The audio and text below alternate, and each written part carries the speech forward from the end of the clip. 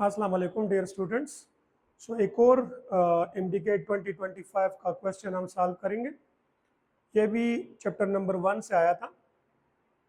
ये क्वेश्चन कुछ इस तरह से है कि इसमें ऑलरेडी हमें एक रिएक्शन दिया गया है जो कि एक जनरल सा रिएक्शन है, जिसमें से एक रिएक्टेंट को कंसिडर किया गया है ए और दूसरा रिएक्टेंट है B2, और ये दोनों रिएक्ट करके प्रोड्यूस कर रहा है एक प्रोडक्ट जिसका फार्मूला है AB। ठीक है, so balance chemical equation already हमें गिवन है क्वेश्चन के अंदर कि 2A plus B2 giving 2AB। अब क्वेश्चन कुछ इस तरह से है कि हमें रिएक्टेंट्स में ऑप्शंस में दोनों रिएक्टेंट की क्वांटिटीज दी गई है और हमसे पूछा जा रहा है कि इन ऑप्शन में से किस ऑप्शन में ए हमारा लिमिटिंग रिएक्टेंट होगा।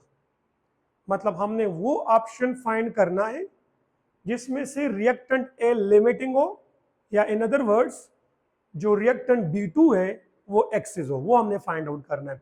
ऑलरेडी हमें 4 डिफरेंट क्वांटिटीज क्वेश्चन के अंदर दे दी गई है, तो इसको किस तरह से सॉल्व करेंगे।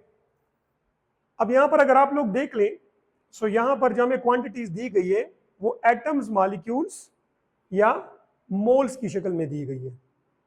तो हमें पता है कि जो मोल का रेशो होता है वो नंबर ऑफ एटम्स और मॉलिक्यूल का रेशो भी होगा, लेकिन खैर हम दोबारा ये रिएक्शन लिख लेते हैं कि 2A plus B2 giving 2AB। तो ये बैलेंस केमिकल इक्वेशन हमें शो कर रहा है कि अगर मैं 2 एटम्स ऑफ रिएक्टेंट ए ले रहा हूं तो उसके साथ रिएक्शन करने के लिए जो रिएक्टेंट B2 है उसका एक मॉलिक्यूल रिक्वायर्ड होगा। ठीक है जी। सो मतलब रिएक्टेंट ए और रिएक्टेंट B2 के एटम्स और मॉलिक्यूल्स का रेशो होना चाहिए 2:1। ये इसका स्टाइकोमेट्रिक रेशो हो गया। हमें पता है कि बैलेंस केमिकल इक्वेशन में जो कोएफिशिएंट्स हैं ये एक्चुअली मोल्स को रिप्रेजेंट करते हैं, तो हम 2 एटम्स की बजाय सिंपली यहां पे 2 मोल्स भी लिख सकते हैं, यानी 2 moles of hydrogen, sorry A required 1 mole of B2।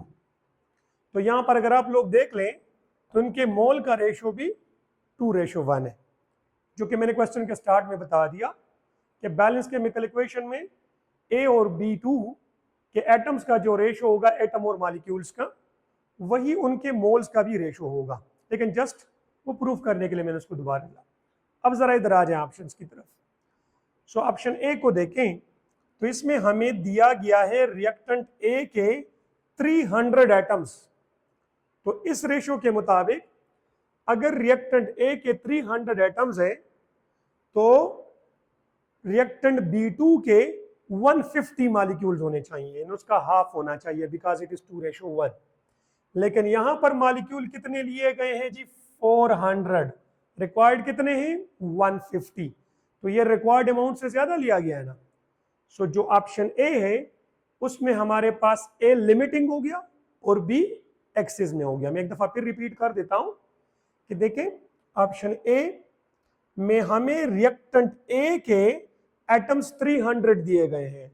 So balance chemical equation के मुताबिक अगर ए के एटम्स 300 है तो बी के मॉलिक्यूल्स 400 नहीं 150 चाहिए। रिक्वायर्ड कितने?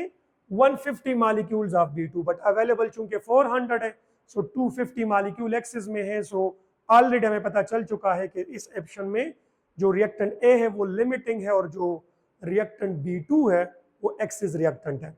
लेकिन खैर हमारा आंसर ऑप्शन ए है। लेकिन खैर हम फिर अदर ऑप्शंस को भी एक दफा देख लेते हैं। सो ऑप्शन बी में हमें रिएक्टेंट ए के एटम्स 100 दिए गए हैं, तो रेशो के मुताबिक B2 के मॉलिक्यूल्स 50 चाहिए और देख ले वो 50 ही गिवन है। इसका मतलब है कि ऑप्शन बी में जो रिएक्टेंट की क्वांटिटीज गिवन है वो स्टाइकोमेट्रिक अमाउंट में है या स्टाइकोमेट्रिक क्वांटिटीज है। इसी तरह से ऑप्शन सी में ए के मोल 2 दिए गए हैं, तो बैलेंस इक्वेशन के मुताबिक अगर ए के मोल 2 होंगे तो B2 का 1 मोल रिक्वायर्ड होगा फॉर रिएक्शन, और यहां पर भी B2 के 1 मोल दिए गए हैं। तो अगेन जो ऑप्शन सी है उसमें हमारे पास रिएक्टेंट स्टाइकोमेट्रिक अमाउंट में है, so none of them is the limiting reactant और एक्सेस रिएक्टेंट।